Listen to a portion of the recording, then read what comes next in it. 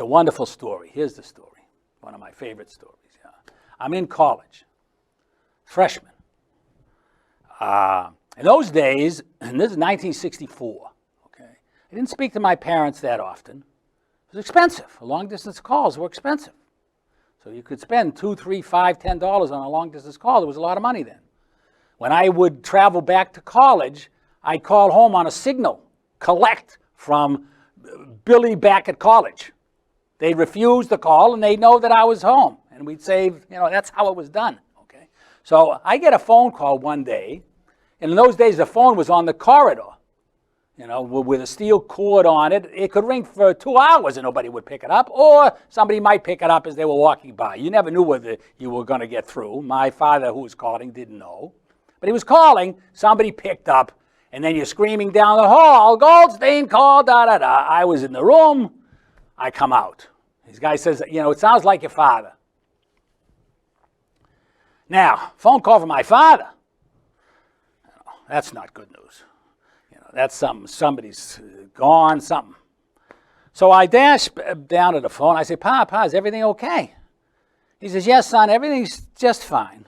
I'm calling to tell you that we're giving a birthday party for your grandfather. He's going to be 90 years old. So he was giving me notice. He says, I'm sure that, you're going to want to be there. Now, my grandfather, I adored. Mosey Goldstein was how he was known. Mo. Yeah. He had a kosher fish market. My mother used to tell the story. She'd go into the fish market, and he loved my mother to death. But she was there one day, and some woman asks him, say, Mosey, is the fish fresh today? Now, Mosey had gotten up at 4 o'clock in the morning to ensure that the fish was fresh. And at the end of every day, he swapped the fish that was unsold with the kosher butcher who was next door. The fish and the meat were always fresh every day. He might come across the counter at you, if you accused him of not having fresh fish. Anyway, I loved him. This is a guy who in 1898 volunteers to fight in the Spanish-American War and goes to Cuba. I tell you this in particular because at the end of that war, which was only like 125 days, the whole Spanish-American War, yet it has huge significance. It liberated Cuba from 400 years of Spanish colonial rule. 400 years. The U.S. got the Philippines and Guam and I think something else in the bargain when they won that war, and there were not a lot of casualties.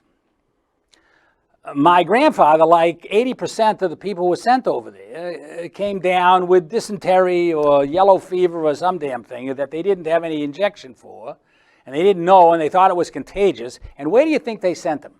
Camp Wyckoff in Montauk in, whatever year this was, 1898. The war wasn't 20 years long. It was 3 months long. He got well, thankfully, collected a pension. Because he was so young, he went when he was 16.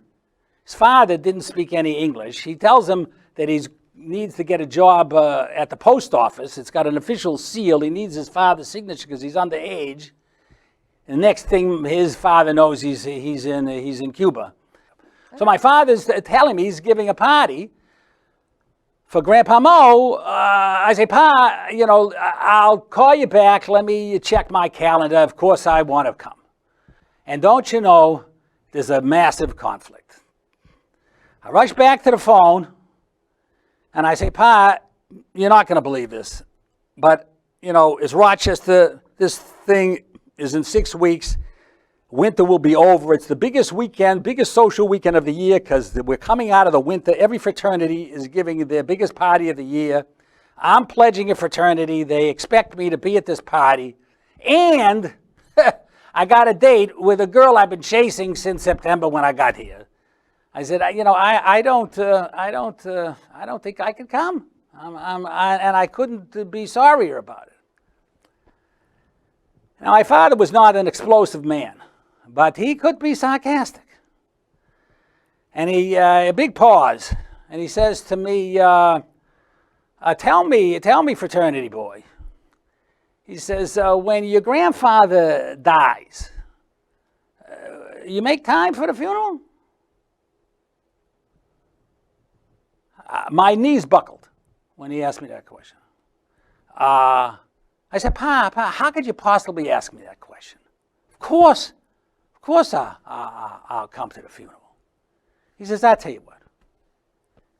Skip the funeral. Come to the party. At the funeral, you won't be able to tell him how much you love him. Okay? Now, I did come to the party, and I went to the funeral too some years later, and was especially glad that my father had tuned me correctly. What about the girl? And I never went out with a girl. I never went out with a girl. That's what I've been wanting to